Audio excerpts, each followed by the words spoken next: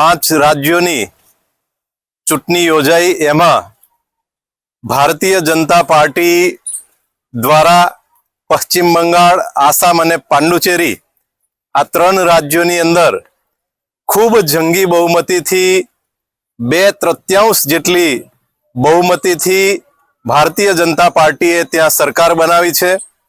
અને એમાં વિશેષ કરીને જે પશ્ચિમ બંગાળની અંદર પહેલીવાર ભારતીય જનતા પાર્ટીની સરકાર બની છે, આ નેતૃત્વ, ભારતનું જે નેતૃત્વ છે માન્ય મોદી સાહેબનું, અમિત શાહ સાહેબનું, નીતિન નબીનજી સાહેબનું, એ નેતૃત્વ ઉપર જે વિશ્વાસ મૂકીને લોકોએ મત આપ્યા છે, એ બદલ સૌ પશ્ચિમ બંગાળ, આસામ અને પાંડુચેરીના નાગરિકોનો ધન્યવાદ।